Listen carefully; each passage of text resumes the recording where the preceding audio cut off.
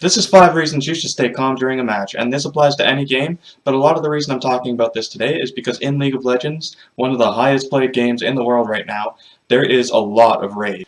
I mean, 90% of the games I play, there's more rage than, let's say, Westboro Baptist Church. I want to go over 5 little tips that might help you stay calm during a game and even turn your game around in a lot of points. Reflecting on your mistakes in-game helps you grow as a player. This actually happened to me last night. I was playing in a game. We had an early invade on the enemy jungler's red. It went terribly, terribly wrong. We had their bot lane and their mid lane come and stop us from getting their red, and Jinx got a double kill, and the Nidalee got a kill in lane. So the Nidalee was able to pull back and completely dominate mid lane without really trying, and Jinx was able to decimate bot lane. Like, we couldn't do anything to her. She was always 50 farm up on me. I couldn't really do any damage to her until about 20 minutes into the game, and overall the game went in their favor, and it really wasn't fun. But me reflecting on the mistakes I made and starting to play safer resulted in me just about coming back from that early invade screw up. So reflecting on your mistakes in game does help you grow as a player, but it also helps you kind of get back into the game because you can start playing safe. You can see how strong the enemy laners are or the enemy team is and continually grow from it. Second reason, being the positive influence on your matches often changes the atmosphere of your team.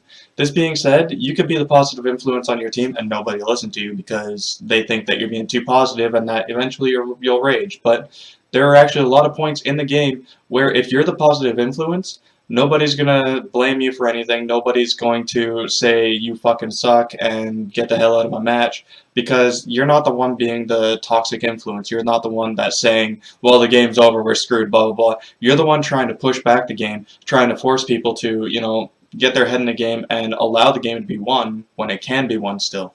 There's never a point where you throw until the Nexus turrets are down and you've got no inhibitors. It's as simple as that. There's always a way to come back. Even with no Nexus turrets or inhibitors, there's always a way to come back. Just always remember that, always be the positive influence on your team, and you'll be able to help your team lead itself to victory.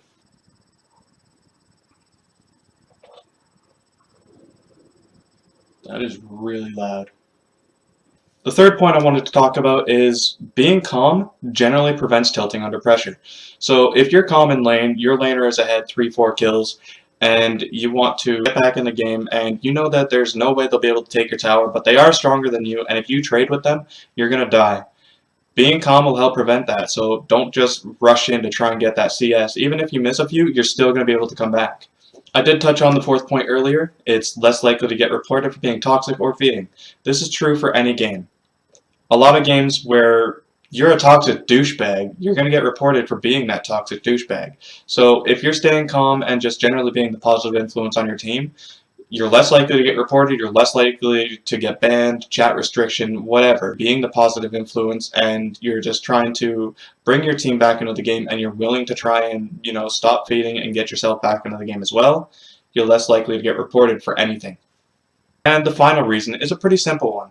You're more likely to have an enjoyable match with people in your elo when you're not the feeding douchebag, when you're not the asshole that's talking shit or being toxic. If you're just having a fun game, making jokes, cracking jokes, and the enemy's cracking jokes at you and everything, and they're laughing about it, not generally being butthurt, a lot of times that's going to make the game a lot more enjoyable. Win or lose, you had a fun game, and even if they did outplay you or you thought they sucked and they still won, you're still going to have a lot of fun playing that game. And that is a lot of the reason why staying calm and just overall being positive during your matches is going to lead to a better experience, and it's going to lead to you rising elo a lot faster than it is to be toxic and try and climb that way. It's not going to be possible to climb after that point.